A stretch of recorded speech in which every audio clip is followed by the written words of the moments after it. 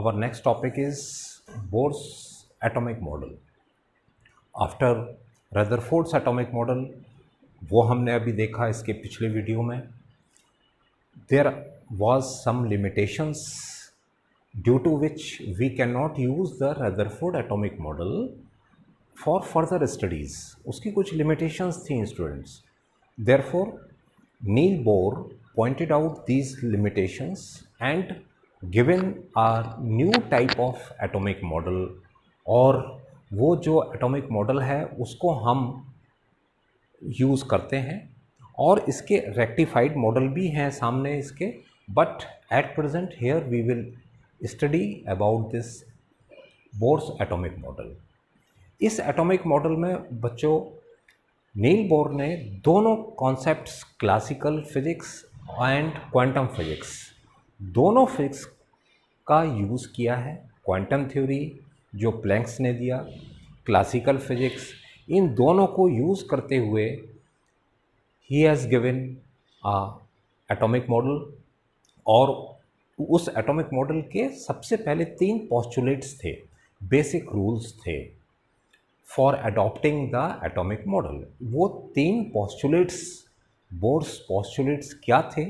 Now let us see. First, every atom consist of central core nucleus. हर atom के central core में, center में nucleus होगा, जो रदरफोर्ड ने भी बताया. हैवीएस्ट पार्ट होगा, पूरे एटम का मास कंसंट्रेट होगा उस जगह, पॉजिटिवली चार्ज्ड होगा एंड साइज उसका बहुत छोटा होगा.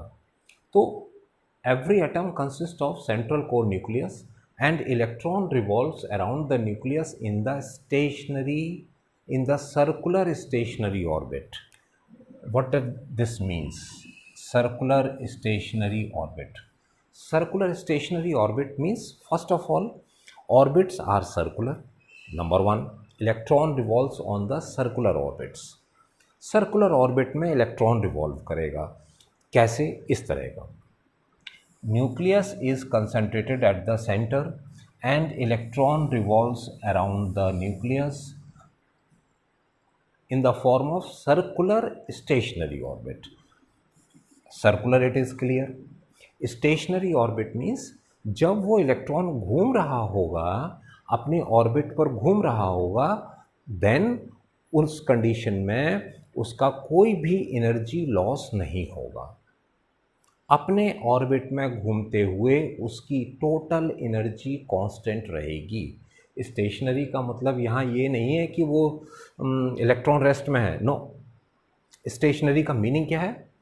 During the rotation of the electron on the orbit energy will remain constant. यही प्रॉब्लम रदरफोर्ड की थी. ध्यान करिए, एक समय ऐसा आता था when electron jumps in the nucleus. क्यों? क्योंकि वहाँ रेडियस रेगुलरली उसका ऑर्बिट का घटता जा रहा था रदरफोर्ड एटॉमिक मॉडल में. वो यहाँ नहीं होगा. एक इलेक्ट्रॉन अगर अपनी ऑर्बिट पर घूम रहा है तो उसका जो एनर्जी होगी अपने ऑर्बिट पर घूमते हुए वो हमेशा कांस्टेंट होगी. और इस तरह के ऑर्बिट्स को नाम दिया गया circular stationary orbits. Clear? Now next, the angular momentum of the revolving electron on the stationary orbit. अगर कोई इलेक्ट्रॉन इस स्टेशनरी ऑर्बिट पर रिवॉल्व कर रहा है तो तो जो उसका एंगुलर मोमेंटम होगा स्टूडेंट्स, वो इंटीग्रल मल्टीपल होगा h/2π. एंगुलर मोमेंटम, जो इलेक्ट्रॉन का एंगुलर मोमेंटम होगा, that will be mvr is the angular momentum. That will be the whole multiple of h/2π. n h/2π.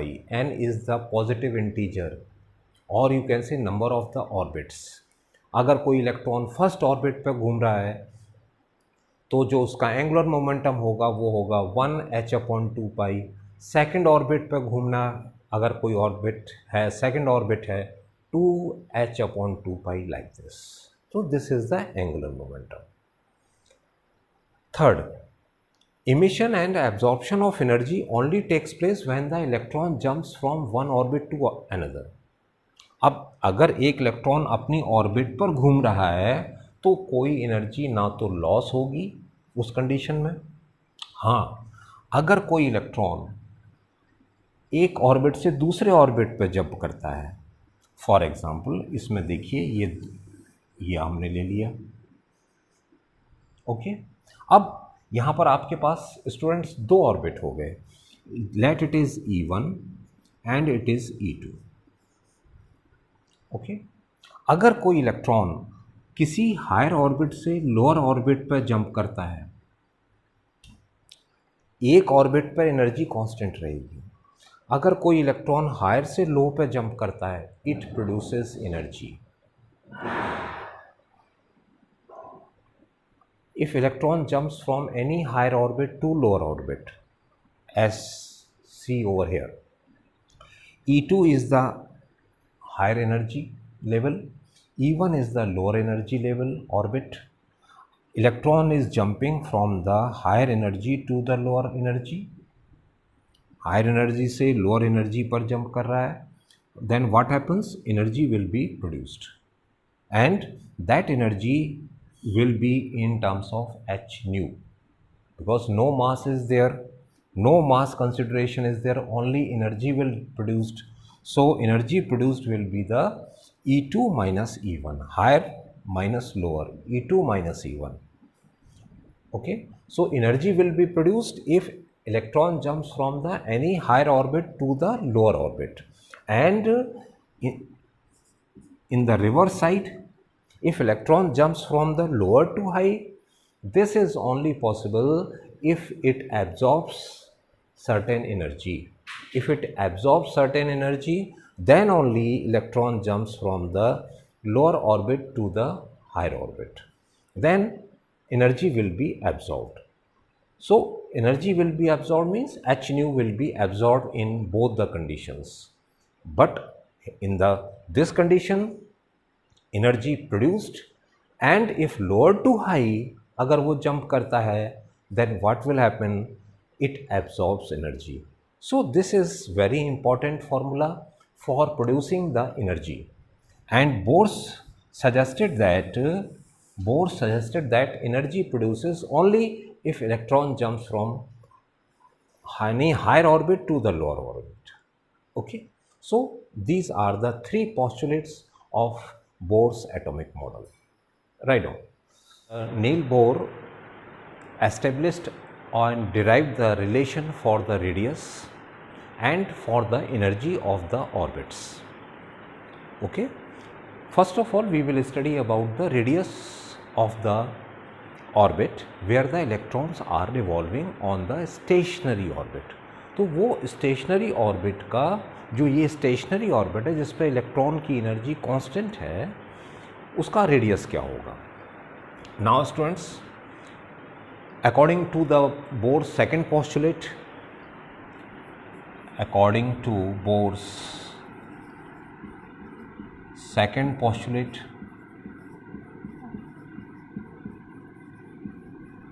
क्या होगा? Angular momentum mvr should be whole multiple of h upon 2 pi. Okay, यही था. Angular momentum उस electron का whole multiple होगा h upon 2 pi. Right. n is the number of orbit also in positive integer.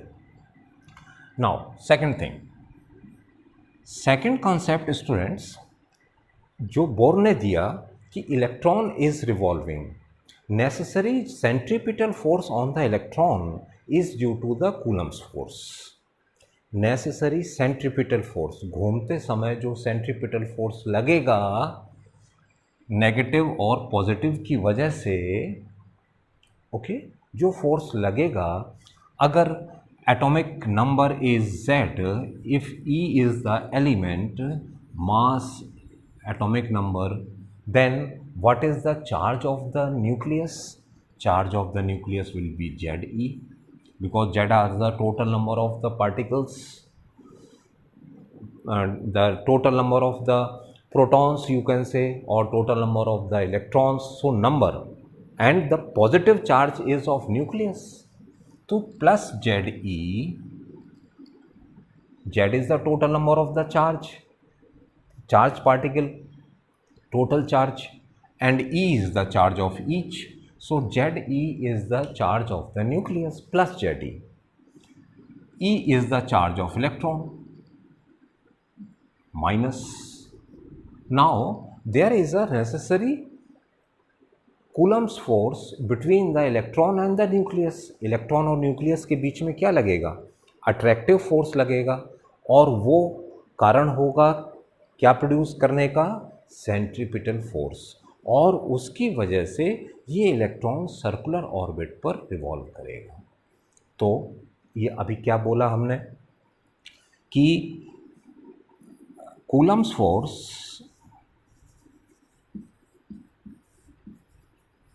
produces necessary centripetal force, ठीक है, and as a result of which electron revolves on the circular orbit. अब देखें आप, Coulomb's force कितना होता है? F can be written as K 1/4 pi epsilon naught Q1 Q2 upon R square, Q1 Ze, Q2 E upon R square, right? Now the centripetal force कितना होगा? Centripetal force can be written as mv square upon R. Okay, if you will compare these two, so what you will get on compare, so you will get mv square upon R is equals to K Ze square upon R square. Okay, now first of all this R will cancel out, so you will get mv square is equals to K Ze square upon R. इसका हम use करेंगे आगे, ध्यान रखिएगा। ये हमको क्या मिला students? mv square. Okay, this is let equation number 2. mv square K Ze square upon R. ध्यान रखना, we use this expression.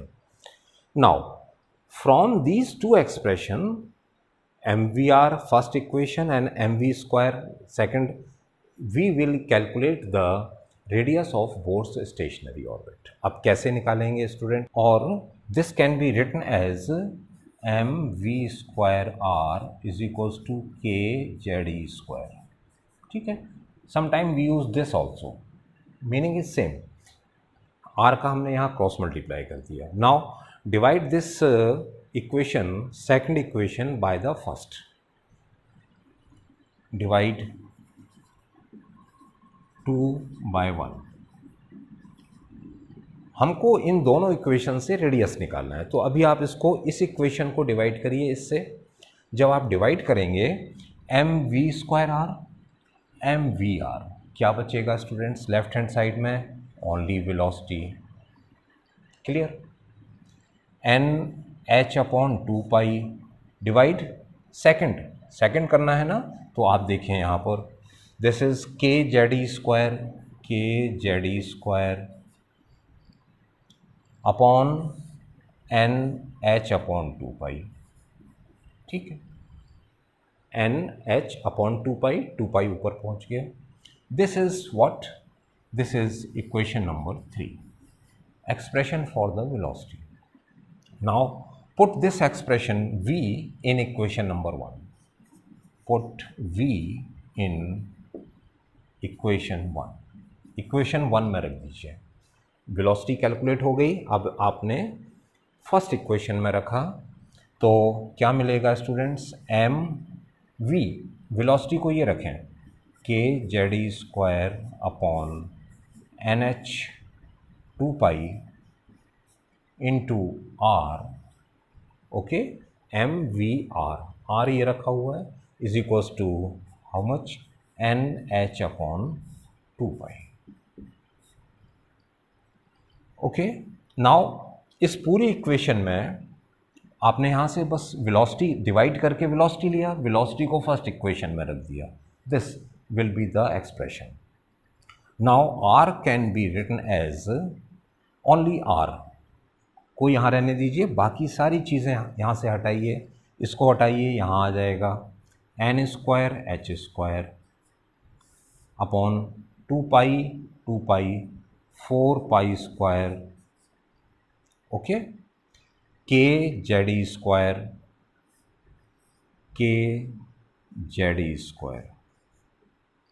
Okay, देखिए into m. This was the expression for the radius of the orbit having what number? N. Now see this. This clearly shows that, see, h, now this is the radius, h constant, 4 pi k e m, ये सारे constant हैं.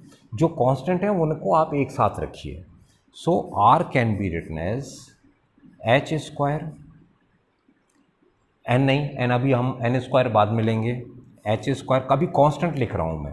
Numerator में केवल h square है, denominator में देखिए 4 pi square k e square m, ये सारी चीज़ें कांस्टेंट हैं, into n square upon z. ठीक है, ऊपर से ये n square, n is what, n is the number of orbit. इनको हम कांस्टेंट नहीं ले सकते. z atomic number of a particular atom, ये भी कांस्टेंट नहीं ले सकते. हम कोई भी एटम ले सकते हैं, तो ये दोनों चीज़ें कांस्टेंट नहीं है. नाउ ये पूरा टर्म कांस्टेंट है students, h Planck's constant.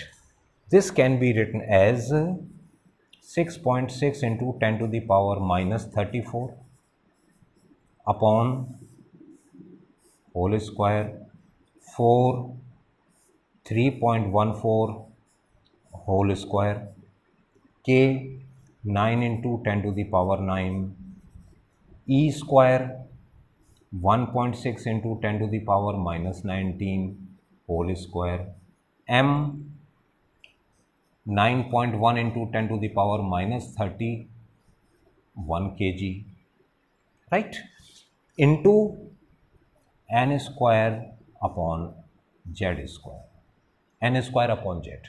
Now अगर आप इसको सॉल्व करते हैं स्टूडेंट्स, इसको, इस पूरे को आप सॉल्व करेंगे, then you will get 5.29 into 10 to the power minus 11. This will, ये पूरी वैल्यू जो है ये कितनी आएगी, 5.29 into 10 to the power minus 11. क्या है आगे, n square upon Z square. So this is R naught, very important thing. ये तो हमेशा ही कांस्टेंट होगा. मास इलेक्ट्रॉन का कभी चेंज नहीं होगा, चार्ज चेंज नहीं होगा, k चेंज नहीं होगा, नहीं h चेंज होगा नहीं, तो ये हमेशा यही आएगा. इसलिए इसको ध्यान रखिए. R radius of the orbit can be written as 5.29 into 10 to the power minus 11 n square upon Z. This is very important. Now अब इसका क्या मतलब है कि जो रेडियस है, आर नॉट नहीं है स्टूडेंट्स, आर है, जो रेडियस है ऑर्बिट का, स्टेशनरी ऑर्बिट का, वो किसके डायरेक्टली प्रोपोर्शनल है स्टूडेंट्स. ध्यान से देखिए, एन स्क्वायर मतलब क्या हुआ, सेकंड ऑर्बिट का जो रेडियस होगा वो 4 टाइम होगा फर्स्ट ऑर्बिट के. यही तो मतलब है. फर्स्ट ऑर्बिट के लिए n इज इक्वल्स टू 1 रखिए, सेकंड ऑर्बिट के लिए n इज इक्वल्स टू 2 रखिए, तो कितना हो जाएगा, रेडियस कितना हो जाएगा, 4 टाइम्स. थर्ड ऑर्बिट के लिए कितना हो जाएगा, फर्स्ट ऑर्बिट का 9 टाइम्स, 3 रखिए 9 हो जाएगा. तो फर्स्ट ऑर्बिट के कंपैरिजन में 9 गुना ज़्यादा होगा रेडियस. तो r is, this implies that r is directly proportional to the n square. r is directly proportional to the n square for a given atom. Given atom में Z constant होगा, एक particular atom के लिए Z constant होगा. तो for the given atom R is directly proportional to N square. Is it clear? समझ में आया स्टूडेंट्स? एक बार मैं फिर से रिपीट कर दूं, दोनों चीज़ें लिखिए, एंगुलर मोमेंटम, कूलम्स फोर्स और सेंट्रीपिटल फोर्स होगा, ये हमारे पास इक्वेशन आ जाएगी। इसको डिवाइड करिए, इससे वेलोसिटी आएगी। देखिए वेलोसिटी को फर्स्ट इक्वेशन में रख दीजिए mvr में, वहाँ से आपको r कैलकुलेट हो जाएगा। जो कांस्टेंट हैं उनको एक साथ रखिए, उसकी वैल्यू आती है 5.29 into 10⁻⁻11। Remaining term n square और z ये अलग रहेंगे, ये हो जाएगा 5.29 into 10⁻⁻11 n square upon z। This shows that radius is directly proportional to the square of the principal quantum number, that is quantum number n square के r जो है वो डायरेक्टली प्रोपोर्शनल है। Remember this. Now write down. Now our next very very important part of the Bohr's atomic model was the energy of the orbit. Nil Bohr ने orbit की, यानी ये कहिए जो ऑर्बिट की एनर्जी होगी स्टूडेंट्स, अगर मैं बात कर रहा हूँ कि ये इस ऑर्बिट की एनर्जी है, इसका मतलब क्या है कि जो इलेक्ट्रॉन इस ऑर्बिट पे घूम रहा है ये एक्चुअली उसकी एनर्जी है। क्लियर? तो एनर्जी ऑफ ऑर्बिट मीन्स जो इलेक्ट्रॉन उस पर रिवॉल्व कर रहा है ये उसकी एनर्जी है। तो इलेक्ट्रॉन की एनर्जी जो होगी वो सबसे पहले काइनेटिक एनर्जी, रिवॉल्व कर रहा है, मूव कर रहा है, it is revolving with the velocity v, उसकी वेलोसिटी है, काइनेटिक एनर्जी होगी। इलेक्ट्रोस्टैटिक पोटेंशियल एनर्जी भी होगी, force of attraction between them, तो उसकी पोटेंशियल एनर्जी भी होगी। तो आप कह सकते हैं कि total energy of the orbit और electron can be written as kinetic energy plus potential energy. कौन सी पोटेंशियल? Electrostatic potential. ध्यान रखिए, इलेक्ट्रोस्टैटिक पोटेंशियल एनर्जी। तो हम सबसे पहले काइनेटिक एनर्जी निकालें कि जो इलेक्ट्रॉन घूम रहा है उसमें कितनी काइनेटिक एनर्जी है। स्टूडेंट्स, अभी हमने जब रेडियस निकाला था mv स्क्वायर हमने कैलकुलेट किया था, हम इसको दोबारा भी देख लें। वहाँ आपने क्या किया था, mv स्क्वायर अपॉन r जो सेंट्रीपिटल फोर्स था इसके पहले जब रेडियस निकाला था, इक्वेशन नंबर 2 की बात कर रहा हूँ मैं, mv square is equals to k Z square upon r square, यही था, याद करिए। ये सेंट्रीपिटल फोर्स था, ये कूलम्स फोर्स था, k q1 q2 Z into E upon R square. ये r यहाँ से हट जाएगा, देखिए ये स्क्वायर से कैंसिल हो जाएगा, तो क्या बचेगा? सिर्फ mv स्क्वायर। वहाँ कहा था कि इसका हम यूज़ करेंगे। क्लियर?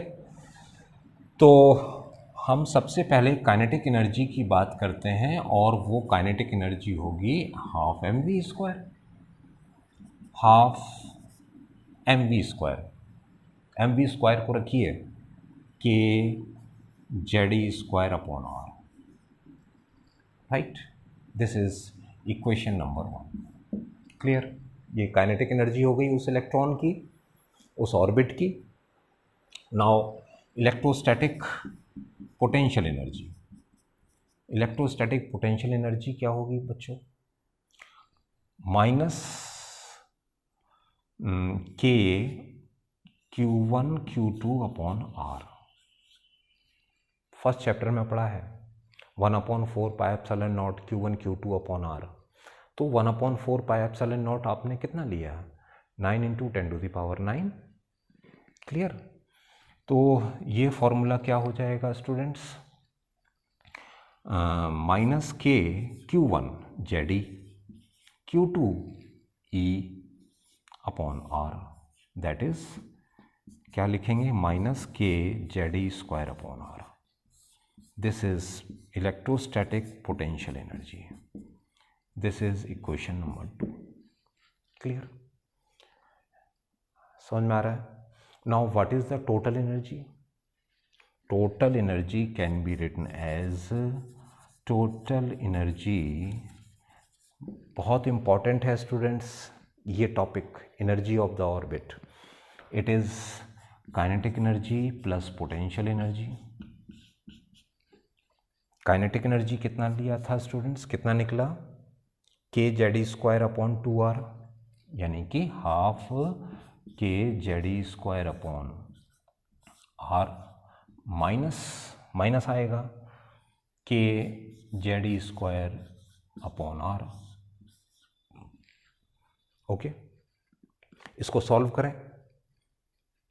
करें तो क्या आ जाएगा, this will B -12 kZe²/r। So this is the total energy. देखिए हाफ में से -1 करिए, -12 आएगा, clear, kZe²/r। So this is equation number 3।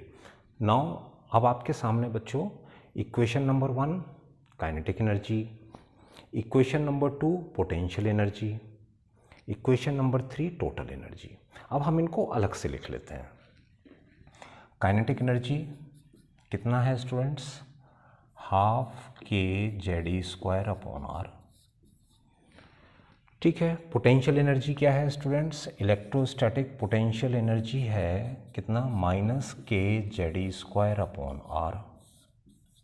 And total energy is -kZe²/2r, या इसको 1/2 कर दें, 1/2, ओके, 1/2 kZe² और kZe²/2r with minus, this is the total, -kZe²/2r, kZe²/2r with minus. अब बच्चों यहाँ पर एक क्वेश्चन एग्जामिनेशन में बहुत इंपॉर्टेंट बनता है, यहाँ से क्या है स्टूडेंट्स, इन तीनों को ध्यान से देखें, काइनेटिक, पोटेंशियल एंड टोटल।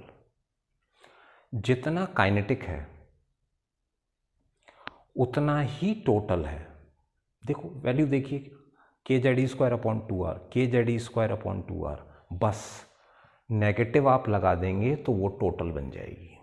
जैसे एक एग्जाम्पल लेकर के बताता हूँ, अगर for example 10 electron volt is the energy that is the kinetic energy, okay, kinetic energy 10, ये पूरा 10, ओके, टोटल एनर्जी कितनी, ये इसमें उसमें देखिए क्या कोई अंतर है, नहीं है, सिर्फ माइनस का अंतर है। तो टोटल एनर्जी जो हो जाएगी वो कितनी हो जाएगी, -10 इलेक्ट्रॉन वोल्ट।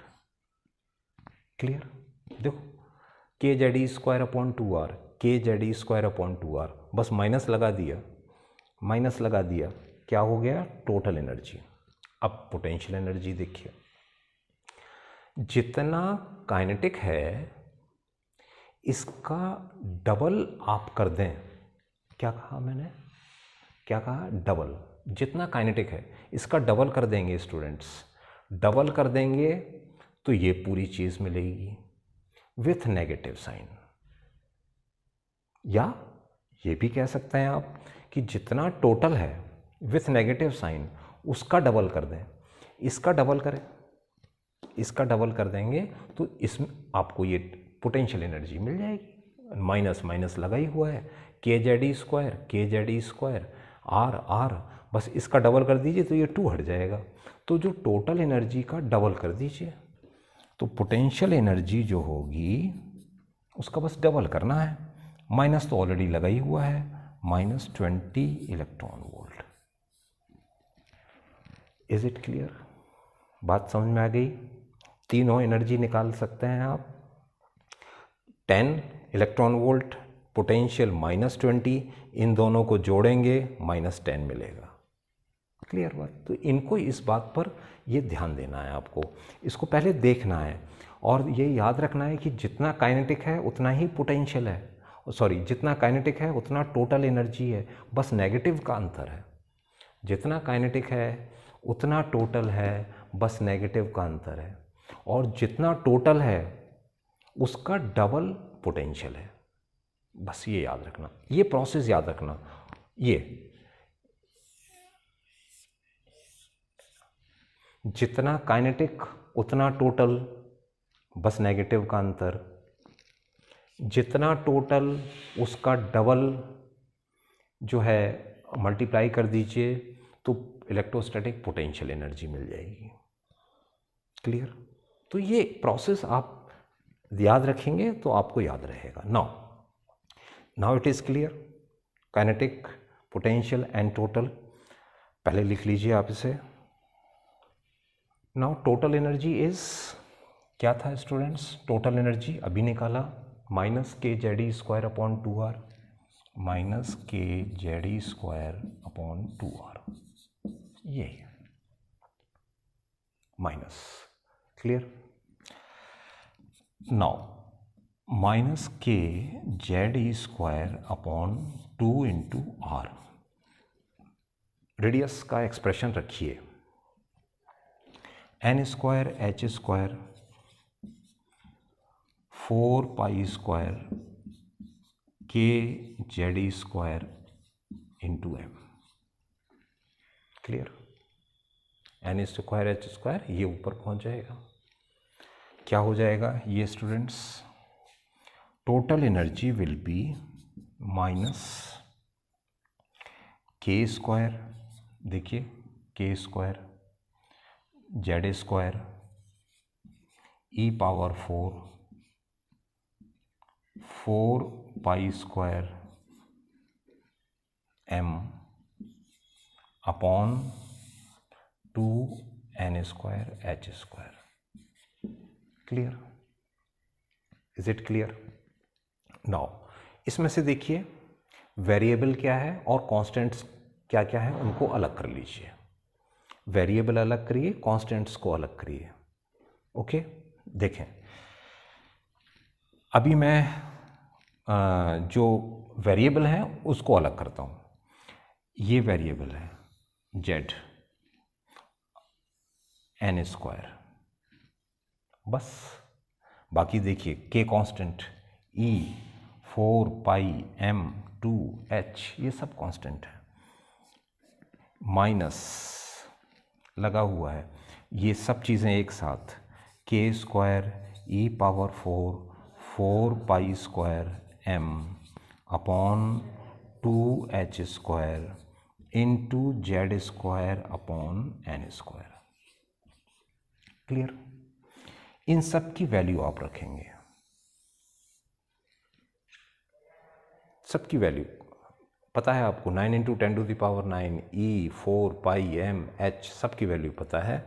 इसको आप रखेंगे, क्या मिलेगा स्टूडेंट्स? इन सब की वैल्यूज़ रखेंगे, माइनस ये आएगा 13.6 Z square upon N square electron volt. This is total energy E. Is it clear? For hydrogen atom, अगर हम स्पेशली हाइड्रोजन एटम की बात करें तो हाइड्रोजन एटम के लिए Z is equals to 1। For hydrogen atom,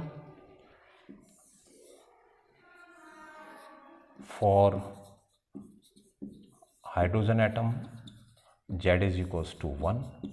तो टोटल एनर्जी कितनी आ जाएगी students? Total energy minus 13.6 upon Z1 हो गया, क्या बचेगा अकेला? N square electron volt. This is the total energy of the hydrogen atom for nth orbit. n is the number of, अगर मैं आपसे कहूँ स्टूडेंट्स कि फर्स्ट ऑर्बिट की एनर्जी निकालो, किसके लिए? हाइड्रोजन एटम के लिए। अगर हाइड्रोजन एटम नहीं है तो फॉर्मूला ये लगेगा, ध्यान रखना। अगर हाइड्रोजन एटम नहीं है, कोई भी एक ऐसा एटम है जिसका एटॉमिक नंबर Z है, तो आप Z वैल्यू रखेंगे, एटॉमिक नंबर की वैल्यू रखेंगे।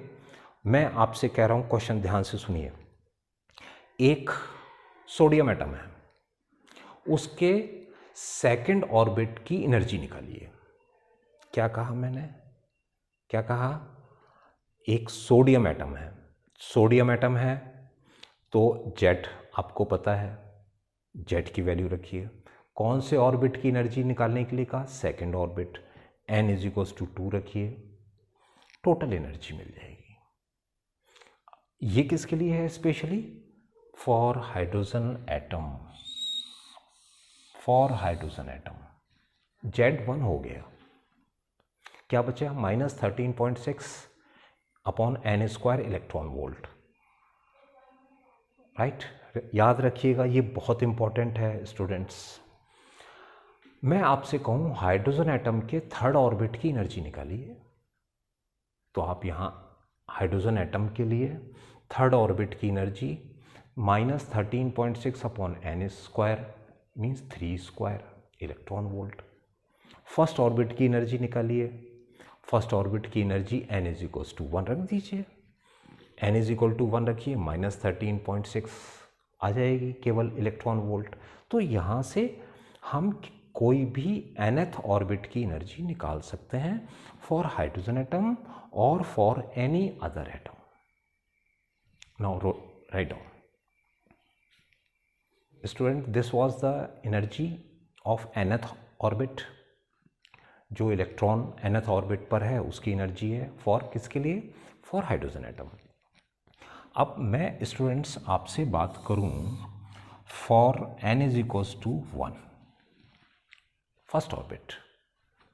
हाइड्रोजन एटम अगर ये है उसका फर्स्ट ऑर्बिट है। फर्स्ट ऑर्बिट के लिए E1 कितना होगा स्टूडेंट्स? फर्स्ट ऑर्बिट की energy n is equals to 1 रखिए, n इज इक्वल्स टू 1 रखिए तो हमें E1 मिलेगा। ये nth ऑर्बिट की एनर्जी है। E1 मिलेगा, कितना मिलेगा? -13.6 इलेक्ट्रॉन वोल्ट। तो इसकी एनर्जी हो गई E1 is equals to -13.6 electron volt. Clear? First orbit की एनर्जी मिल गई। सेकेंड ऑर्बिट की energy n is equals to 2 रखिए, E2 देखिए कितना निकलता है, n इज इक्वल्स टू 2 रखिए, E2 जो मिलेगा वो मिलेगा -13.6 अपॉन 2 रखेंगे ना तो 4 इलेक्ट्रॉन वोल्ट, और -13.6 अपॉन 4 ये कितना आएगा students? That will be about 3.4, that will be -3.4 electron volt. Clear? तो इसकी एनर्जी कितनी हो गई? -3.4 इलेक्ट्रॉन वोल्ट।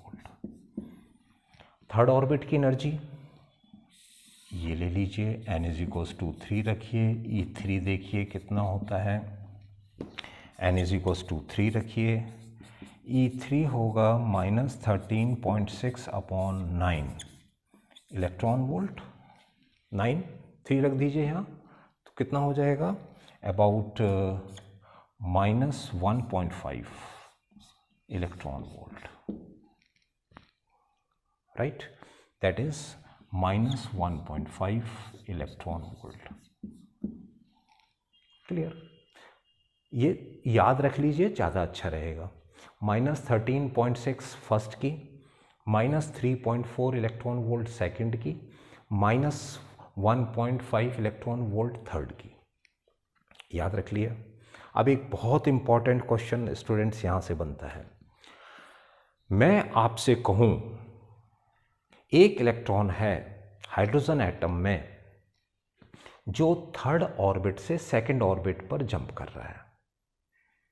कहाँ से कहाँ जंप कर रहा है? Third to second. ये 1 2 3 शब्दों पर ध्यान दीजिए। Third orbit to second orbit, यहाँ से यहाँ आ रहा है। अगर एक इलेक्ट्रॉन यहाँ से यहाँ आता है तो कितनी एनर्जी प्रोड्यूस होगी? क्वेश्चन अभी देखा, कितनी होगी?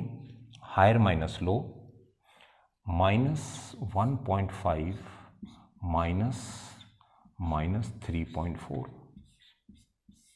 क्लियर बात? हाई ये है, लो ये है, इसमें से इसे घटा दीजिए।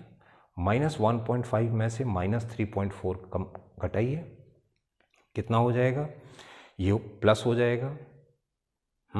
तो ये हो जाएगा about +1.9 that is plus 1.9 electron volt. Okay, 1.9 electron volt plus में आएगा, ये प्लस हो जाएगा, प्लस 1 मतलब एनर्जी रेडिएट होगी. Energy will produced, energy will be produced. Clear? How much? Plus 1.9. बात समझ में आ गया? Now second type of question, question 1, question 2. देखिए, मैं आपसे कहूँ एक इलेक्ट्रॉन है, जंप करता है second ionisation energy, second ionisation state to first ionisation state. ध्यान से सुनना मेरी बात, मैं क्या बोल रहा हूँ. सेकेंड आयोनाइजेशन स्टेट से फर्स्ट आयोनाइजेशन स्टेट. तो सेकंड की आयोनाइजेशन स्टेट क्या है? सेकंड की ionisation state third orbit, first की आयोनाइजेशन स्टेट सेकंड ऑर्बिट. इसका मतलब इलेक्ट्रॉन कहाँ से कहाँ जंप कर रहा है? थर्ड से सेकंड पे. शब्द का ध्यान से सुनिए. सेकंड आयोनाइजेशन स्टेट से फर्स्ट स्टेट ये हुई. कहाँ आना है? फर्स्ट की आयोनाइजेशन स्टेट. फर्स्ट की आयोनाइजेशन स्टेट ये है, यानी यहाँ से यहाँ आना है, यहाँ से यहाँ. कितना एनर्जी प्रोड्यूस होगी? 1.9. क्लियर?